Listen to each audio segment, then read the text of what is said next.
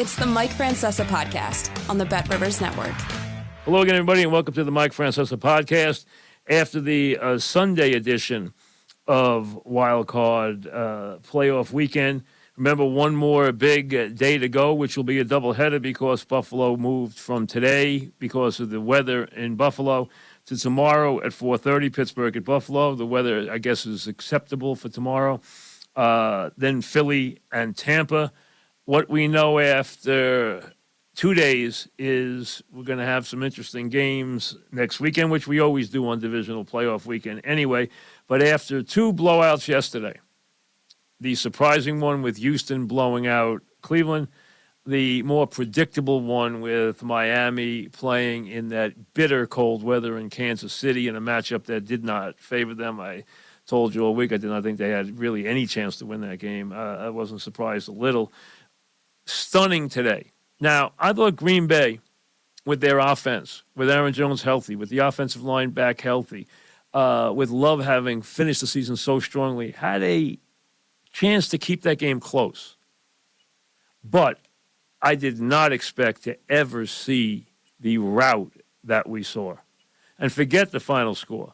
And it never got interesting. The announcers tried to make it interesting. It wasn't interesting. It was never mathematically going to work out. They were never going to get close. But the bottom line is this was as devastating a loss as I can remember for the Cowboys. They've had some bad losses. And it's been a very long time since they've gone deep into the playoffs, as you know. And it has become a big thorn in the side of the Joneses. And now everyone waits to see the fate of Mike McCarthy, but this was brutal. McCarthy has been awful as their head coach in big spots, and Dak has been awful his whole life in the playoffs. This team does not perform, but then this was the coup de grace. As Jerry Jones said afterwards, this to him was unfathomable. He did not think there was a chance that this could happen, that this team could get beat like this today. And you could tell he was completely, the word he used was floored by what he saw today. A game that started off with Green Bay getting the ball. Made sense. Hey, we're going to put our offense on the field because we need to be in front. Cowboys are front runners. They are great. They are great when they struggle early. They struggle. Bottom line is Green Bay came down the field with authority, put the ball in the end zone, and that was it. You got the pick by Alexander. They get another score. They keep going. They get the pick six right after that. Cowboys get one before the half to make it at least plausible. And Green Bay puts the stamp down in the third quarter and goes on to a rout. Love was sensational. He handled the blitz brilliantly. His presence in the pocket, his throws that he made. Listen, this was a coming out party for a young man who has been coming out for weeks. Since week 11, he's been the best quarterback in the league. He was 18-1. He's been playing great. There were two games, as I told you, that stamped. Two games. I told you this last night. So there were two games that stamped the Green Bay season. The win against the Lions on Thanksgiving, and then the win against Kansas City. In both those games, he had 250, 60 yards and 3 touchdowns and no intercepts. He had to have that kind of game today, and he had exactly that game today. Add in Aaron Jones with the running game and 3 touchdowns. Add in some big plays on defense, including the pick six, and you have a rout against the Cowboys. But now Green Bay goes on to play San Francisco with complete house money, which is what they took into Dallas today. They are a very young roster. They have one of the younger rosters to ever play in the playoffs. They have one of the youngest rosters of wide receivers and tight ends to ever play in the playoffs. They are a very young team, among the youngest to ever play or ever win a playoff game. And they have established that their quarterback is there. They, give them credit. They have established another big-time talent at quarterback. And today, all you needed was Love. That was it. It was more than enough. And the question is, how loud are the reverberations off this complete, utter, disgraceful Dallas performance? This wasn't a bad performance. It was an all-time stinker. They got pounded in their building. They got embarrassed where they hadn't not only lost all year, where they had put up huge numbers all year. They were mortified, never in the game, destroyed by the Packers today. And the question now remains, what does Jerry do? And what makes this all the more juicy is having Belichick floating in the ether around everything. So does Jerry react and say, enough, I've seen enough of McCarthy's act? We win games in the regular season and we do nothing. Forget what it means for Dak. Dak's going to be his quarterback. I don't think there's any question about that. Listen, Dak's got to start to win, but they will implore the next coaching staff to get Dak through the games.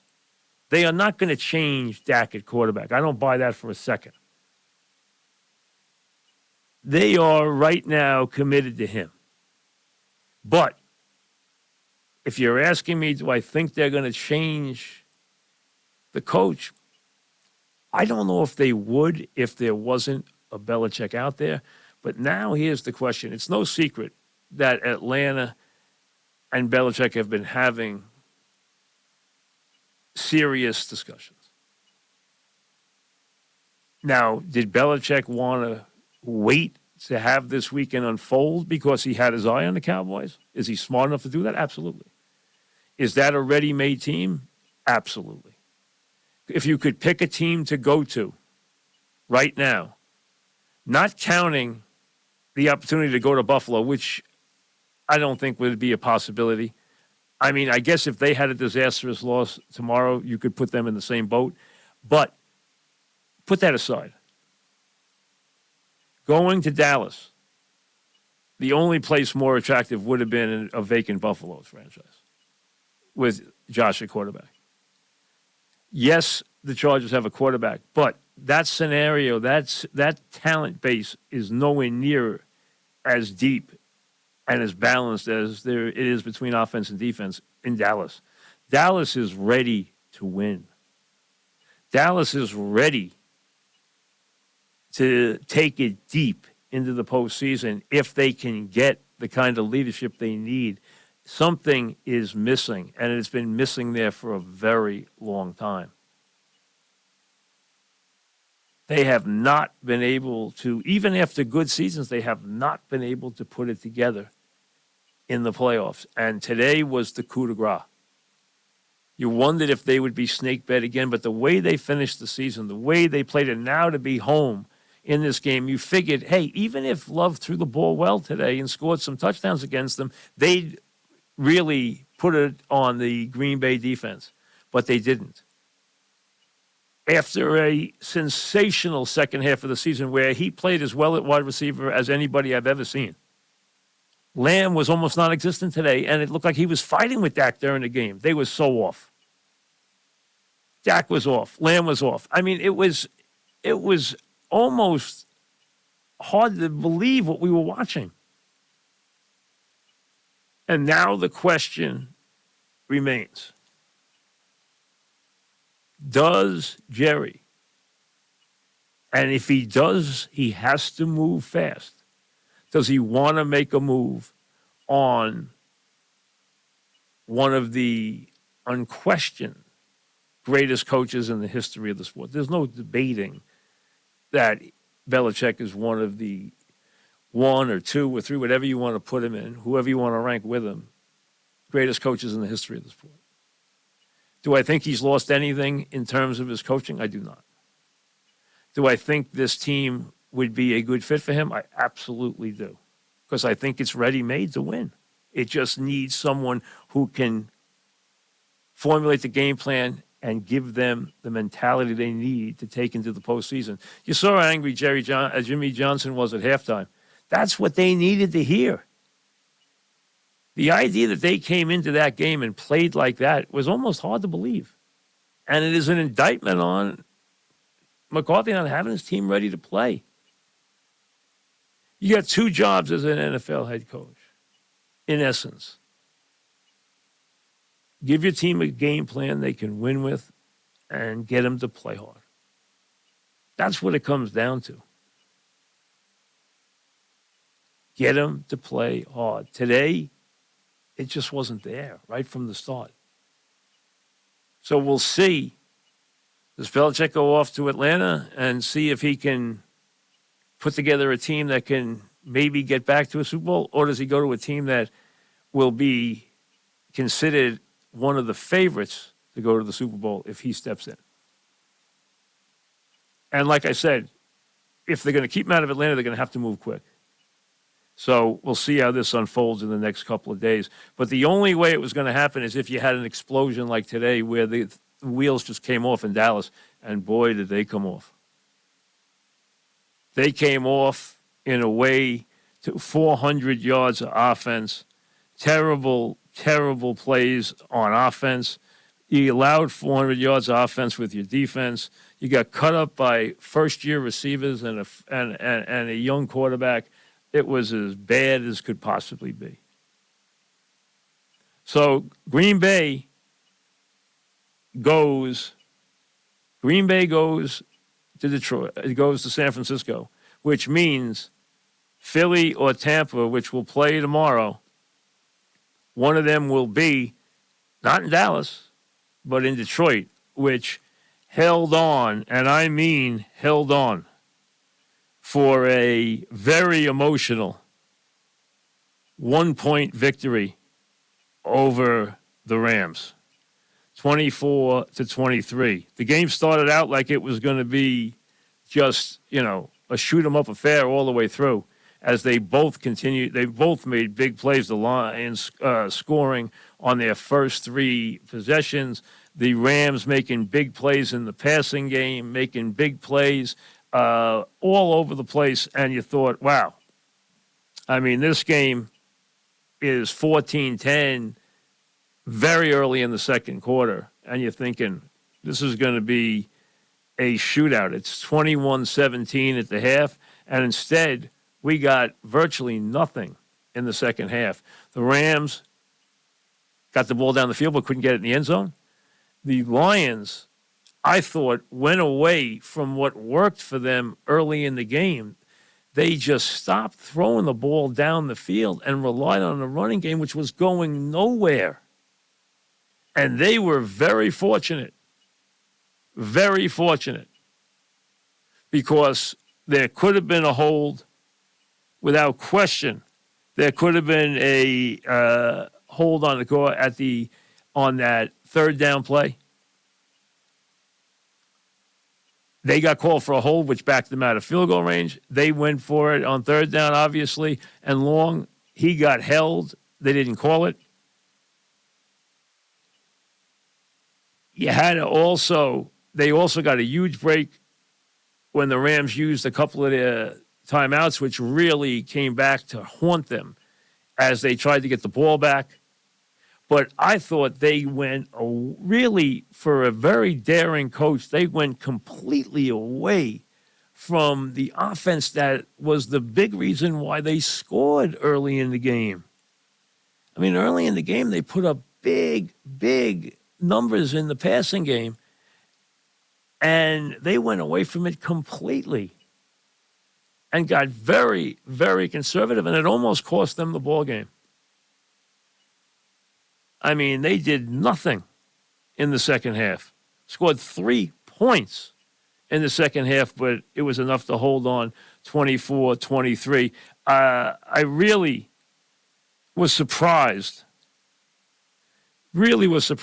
how much they went away from what worked early in the game. I thought it was a colossal mistake on their part, but they were able to win it. So this was obviously a very, very big win for Detroit. It's so much bigger when you realize now that because of the Dallas loss, they get another home game. They not only that, they will get a team that is either not very good in Tampa. If Tampa finds a way to have Mayfield healthy enough tomorrow to throw the ball and expose the Eagles the way they've been exposed for weeks now, they can't stop anything down the field. But Mayfield has been hurting badly with an ankle injury, but worse with rib injury, which has really hurt his throwing the last couple of weeks. And they said it's hurt him even this week. He sat out practice early in the week. I know he's going to go, but the question is, can he throw the ball? Because if he can get the ball down the field, especially to Evans, they are going to give the Eagles fits. And even if the Eagles find a way to beat a bad Tampa team,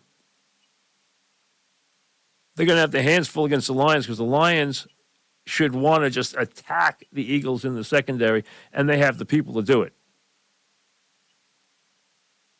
Without any question, they can do it.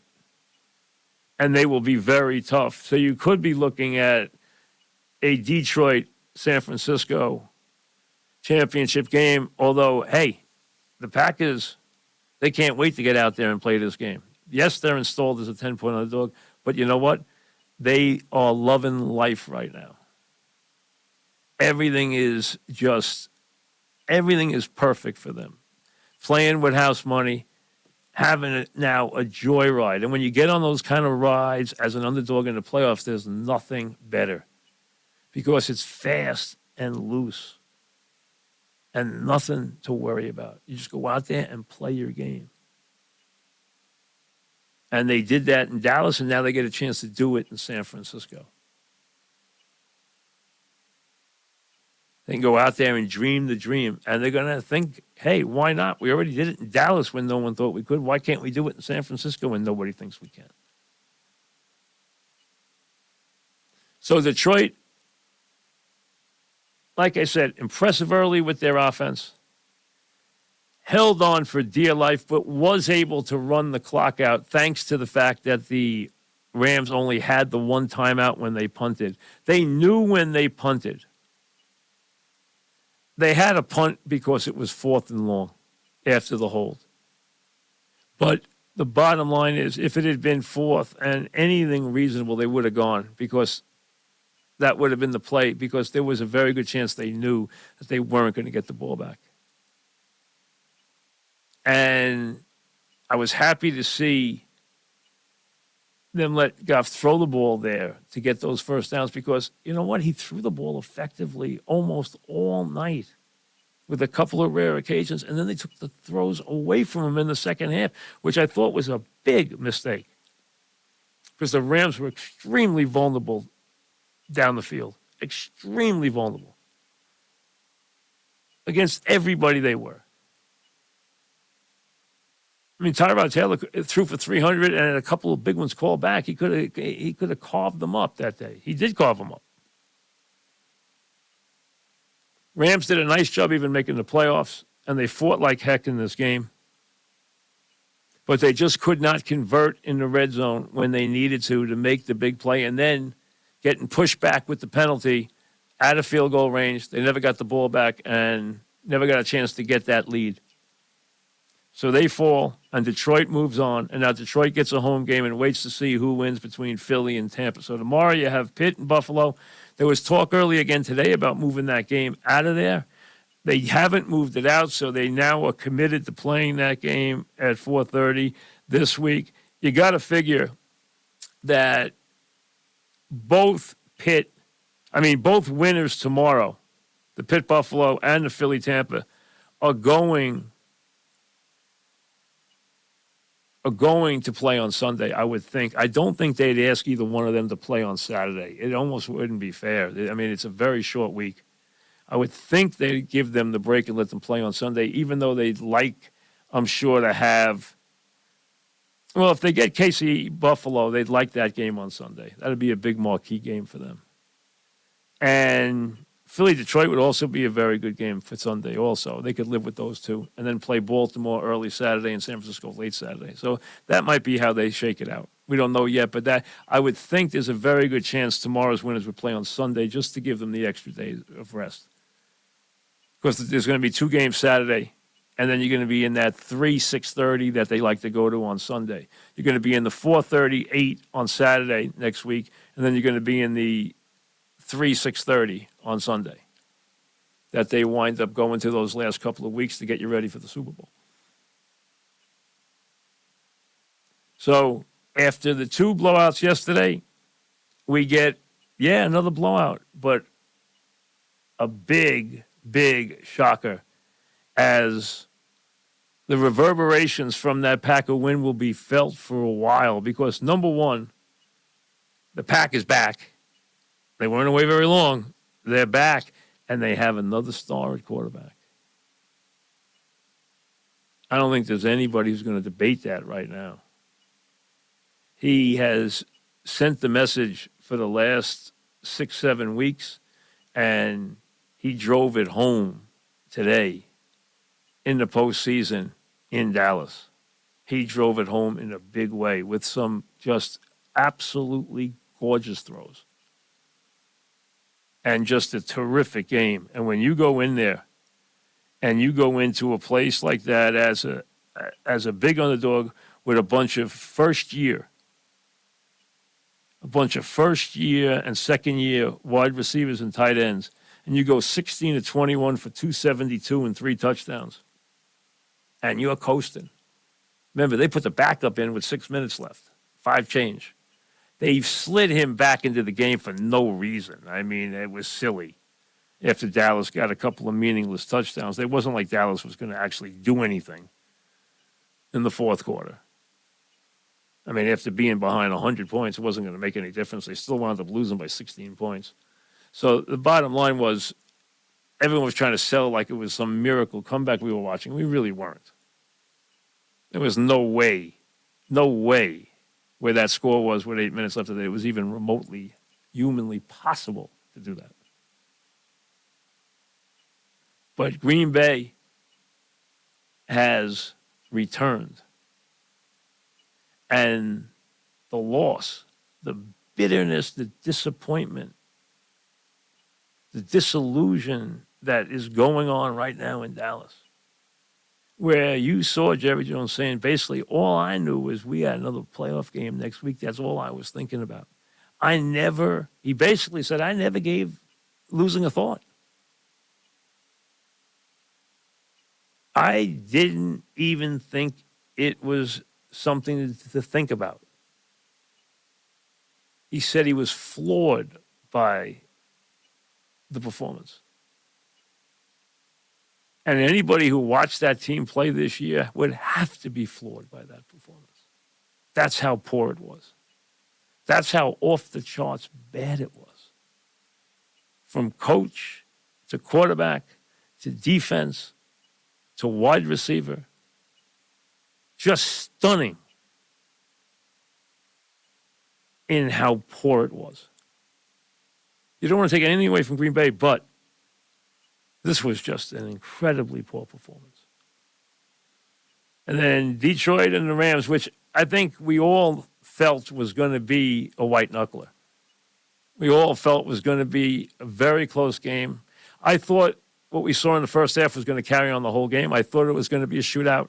It was a shootout, and then it went away from being a shootout in the second half, but it was setting up as a perfect one in the first half. And then it got a lot more conservative in the second half.